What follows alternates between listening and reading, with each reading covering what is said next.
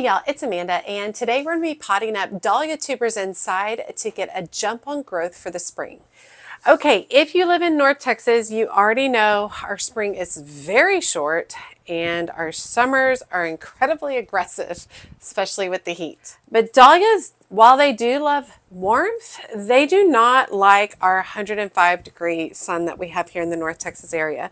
So today I'm showing you how I pot up dahlia tubers indoors to get a head start before the heat takes over.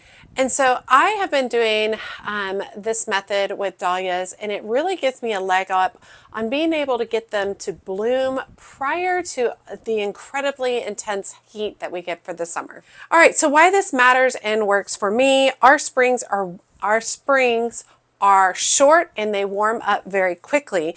By June, heat is incredibly intense and we're already hitting triple-digit temperatures. Oh, words are hard today. Dahlia tubers, huh? Yeah, my daughter's making with me. Dahlia tubers need time to sprout, they need time to grow foliage, and they need time to establish roots. So by starting them inside, I get a jump on those things. So if you wait to plant until the soil warms, they may not bloom until late June or July, and that's when the extreme heat hits, and therefore you might get very few blooms before they just peter out with the heat. Okay, how to decide when to start them indoors. You want to start them 4 to 6 weeks before your last frost. My last frost is mid to late March, so now is great. Late February, early March is ideal. Do not start these in January. They'll outgrow their space very quickly, and they really don't want to be inside all that long. So a key rule, dahlias need warmth to sprout, but not months indoors. We are not trying to grow flowers indoors. We're not trying to grow flowers ahead of time. We're trying to grow roots ahead of time. That is the goal. All right, so we're going to grow quite a few varieties, 6 different varieties today. And throughout the time of potting these up, I will talk about each of these varieties. The first one is a set that I got from Costco, and there's 2 varieties, including Labyrinth and Tyrell in there. I also got, this one is from Walmart and it's Lady Darlene. Next is from Green Acres Nursery, and this is Mr. Optimist. Next is also from Green Acres Nursery, and it's called Star's Favorite. And then finally from Walmart as well, and this is called Twinings or Twinnings Smarty. So really excited to give these a try. All right, so what we want to do first is start inspecting the tubers. So let me bring y'all a close in so you can see what these tubers look like. Okay, so let me open one of these up.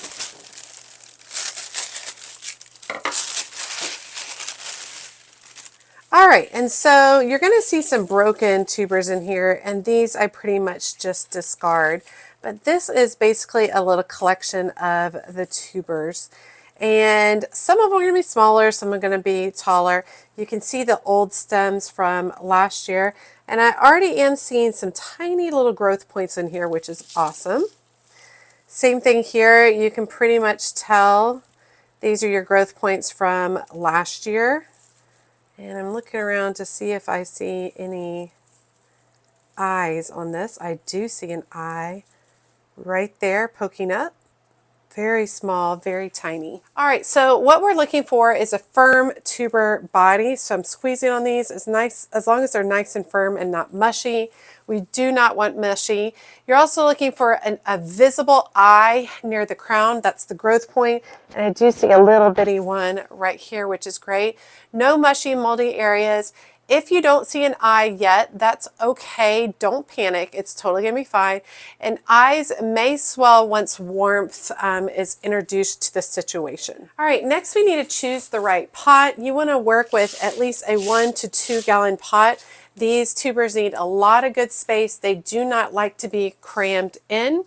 Minimum 1 gallon. They prefer a really deep container, so this is good as well. Excellent drainage. It has holes on the bottom.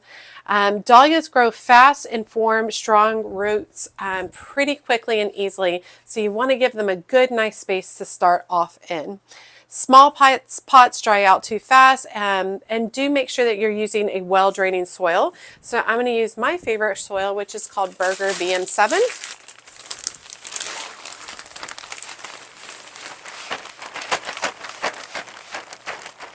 All right, planting depth is to have the eye, that part that's kind of sprouting up and swelling, 2 to 3 inches below the soil line. So I'm going to take my tuber, I'm going to locate the eyes, and I do see some swelling points. And I like to put my tubers in horizontally, so you see I kind of laid them down like that, and then cover over with a couple of inches of soil. I don't like to go heavy on the soil. 2 to 3 inches is plenty. So let's try that again because it seems like such a quick process there. So we're going to go ahead and fill this up with some soil. Let me take a little bit of that out. All right, I'm going to locate my eyes and I'm going to lay my tubers on the side. So most people want to do it this way. You actually just lay it on the side like this with the eyes pointing upwards out. And then we're just going to put a couple of inches of soil over the top, just like that. Super simple, super easy. Twinning Smarting Dahlia features cheerful mid-sized pom-pom blooms in burgundy and white. Plants grow 2.5 to 3 feet tall and offer a long flowering season in full sun. Excellent for cuttings and mixed beds. Treat as a tender perennial where winter freezes occur. All right, let's do another variety. All right, this next variety is Lady Darlene, and I can already see growth points coming up right there. Just put it on its side like that. See if I can locate a growth point. Don't really see one on this one, so I'm just going to go ahead and lay it in on its side. Lady Darlene has striking reddish-orange blooms with contrasting petals and a compact habit. It typically grows 2.5 to 3.5 feet tall, ideal for borders and bouquets, and prefers full sun and consistent moisture without soggy soil. Tender outside, frost zones. And when I'm labeling these, I'm making sure I'm putting today's date, and that'll help guide me over the future of if that particular one's going to sprout or not. All right, let's go ahead and start getting all of these done. Now, years ago, I used to use a completely different method where I would put them in a seed tray like so many other people do, put soil around them and go from there. And I just really ran into a lot of rotting over time with that. And I've just found this way to work so much better for me over time, which I think is I'm very grateful for. I actually stopped growing dahlias for quite a while because I just couldn't figure them out. Now I have figured them out and I've started having so much success with them, which is really nice. I don't tend to buy the really big dinner plate dahlias. That's not my bag. I don't really enjoy those. I like shorter varieties that are still really good for cut flowers but don't topple over as much. In fact, I had so much trouble with dahlias years ago that I ended up stopping all dahlias. I wasn't growing them at all, and I ended up switching to heirloom chrysanthemums, which I still have a beautiful bed of heirloom chrysanthemums in my garden. Absolutely love those. So having issues with dahlias did help me discover those heirloom chrysanthemums. But now that I've started really kind of figuring this out, I don't mind growing some dahlias again. I don't want dahlias to be like a main feature in my garden because they're not my favorite. They don't last very long in arrangements, but they are very bold and beautiful to have in the garden. Labyrinth Dahlia offers large, semi-double blooms in rich colors on sturdy stems. It grows 3 to 4 feet tall and prefers full sun with fertile, well-draining soil. Excellent for cut flowers, blooms midsummer to frost, and grown as a tender perennial or annual depending on winter climate. Now, all my nursery pots are just ones that I've saved over the years, and I don't often use a lot of gallon containers, but I do for situations like these, some of these bigger tubers and bare roots. So I do like to have some on hand and save some over time. Tyrell Dahlia produces vibrant, decorative blooms with layered petals on strong stems for cutting. It reaches about 3 to 4 feet tall and enjoys full sun with regular feeding. Blooms midsummer through fall and is a garden favorite for beds and containers. Tender, so lift or mulch bulbs in cold zones. You probably noticed that I'm also starting with dry soil, and I'll show you how I water these later on. These little broken pieces I just get rid of. I know some people will try to sprout them. I've never had much luck, so I don't even worry about it. Mr. Optimus Dahlia is a bright, uplifting variety with bold, open blooms in warm hues. It reaches about 3 feet tall and blooms from midsummer to first frost in full sun. Great for adding cheerful color to borders or bouquets. Not frost hardy, lift tubers in cold climates. Now, of course, you do not have to do this. This is just what works best for me because I have such short springs. So it just gives me a really good jump on these dahlias to get some growth before our heat hits. Star's favorite dahlia produces star-shaped blooms with light pink and lavender tones. It grows about 3 to 4 feet tall with sturdy stems. Thrives in full sun and moist, well-draining soil. Lovely as a bedding plant or cut flower. And I'm going ahead and just putting these in some trays to catch water for when I do water them. All right, let's open the Big Mama from Costco.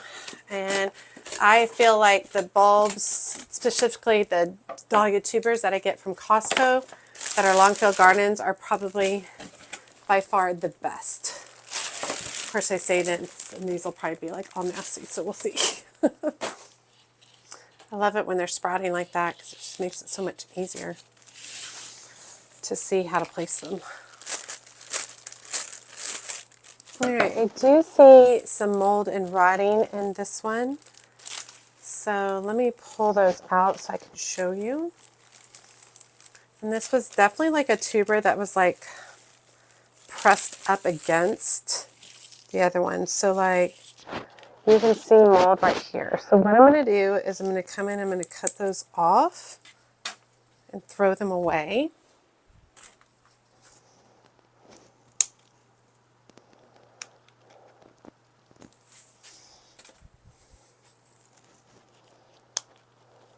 Anything that looks like it has mold or mushy or doesn't feel good, I want to get rid of those. Here's some right there.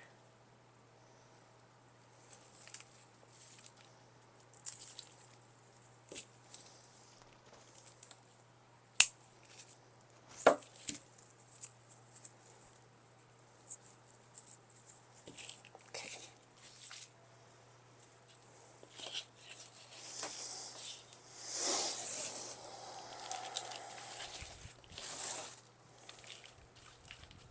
See how I'm giving a little shake? That helps settle the soil around the tubers.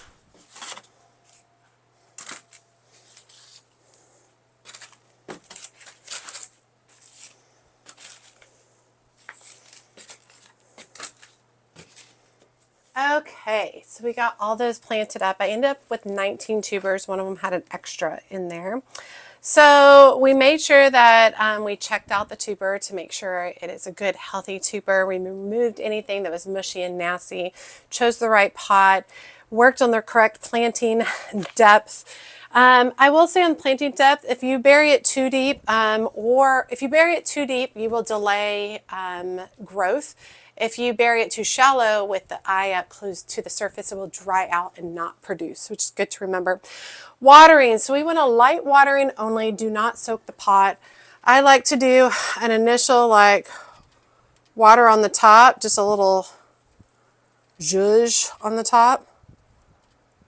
And then I like to put some in the bottom. And then that's it. I don't usually water it again unless I feel like it is extremely dry. I'm going to put maybe an inch of water at the base. All right, so after planting, light watering only. Do not soak the pot. Do not water heavily until you see green growth.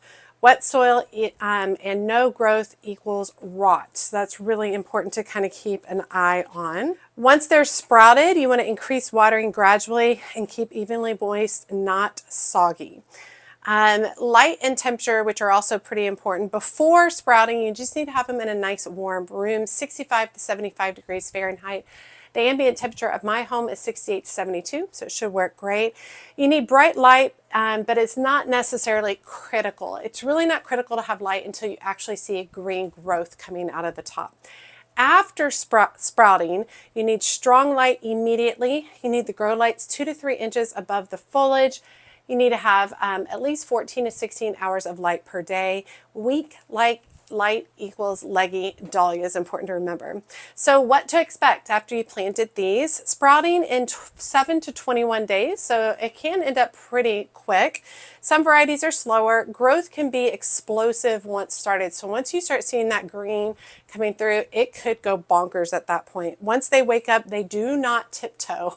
They really start growing. All right, so a little bit about pinching for more blooms. When plants reach 12 to 16 inches tall, you can pinch the top growth and encourage branching, more stems and flowers. You can also take those pinchings and pot them up as cuttings and grow more dahlias from that. One cut now equals double the blooms later. So super important to pinch them, but wait till they're about 12 to 16 inches tall. And when to move outside, you need to wait until frost danger has passed. These are incredibly frost sensitive.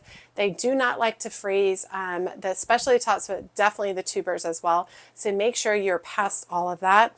Night temps need to be consistently above 50 degrees Fahrenheit, and the soil needs to be warming. You also need to make sure that you harden these off 7 to 10 days with gradual exposure. You can't just bring them out there and then pop them into the ground in the sun. Important things to know for North Texas, you need to protect these from intense afternoon sun early on. So I will be planting these where they get afternoon shade, and that's super important for dahlias in our area. Morning sun and afternoon shade help establishment with these particular dahlias. Okay, so why does this strategy work for me? By starting these indoors, plants are already rooted, ready to go when it's time to go out. Growth is already established. Bloom timing moves easier because I already know that I've got a good jump on them. So I've got a good jump on their root and their green growth, and I am able to get blooms before it gets super hot. Heat damage is reduced greatly, which is awesome. Typically, if I leave dahlias in the ground, sometimes I leave dahlias in the ground here, and I have some varieties that grow really well for me that way. I do not get blooms from those until October. I don't get any in the spring because we just don't get enough jump on them. So I think by doing it this way, it really gives me opportunity to get some in the spring. They take a break there in the summer, and then they reproduce more blooms in the fall. In North Texas, it's not about growing longer, it's about growing smarter. And in North Texas, our hot parts of the summer isn't really a growing season, so we don't count that as a growing season. So this method really helps to get a good jump on that, since we have to skip the hottest parts of the summer for growing. Okay, a few common mistakes in regards to dahlia tubers: overwatering before sprouting, starting too early. You don't want to start these too early, only about 4 to 6 weeks prior to your last frost. Weak light after sprouting, which will cause them to be very leggy. Planting too shallow or too deep, and forgetting to harden off. Most dahlia failures happen underground before you ever see the green. So super important. If you struggled with dahlias in our short spring and intense summer, this one adjustment can completely change your results. So if you're like me in the North Texas area and you struggle with dahlias, I hope you will give this a try and see if it really works out for you. All right, y'all, I hope you guys enjoyed today's video. I'm very excited to get all these dahlias growing. They are going to be planted out in my raised beds, and I will have a video when I go and plant those out and get those started. Very excited about that. Are you growing dahlias this year? If you are, how are you growing them? Are you growing them directly in the ground? Are you growing them in raised beds, in pots? What works really well for you? Tell me, and then share the varieties that you love to grow. And if you're like me and you are on a gardening journey and you want to do that with some gardening friends, be sure to check out my Patreon community. The link is in the video description below. It's a great group of people who like to talk about gardening all the time. And if you are interested and you want to become a certified mad gardener, you get access to lives, exclusive videos only available on Patreon, as well as, all my words are messed up today, as well as group chats, photo sharing, and direct messaging to me. All right, you all, as always, she's a mad gardener or a decorator or anything else that she wants to be. Thanks, y'all.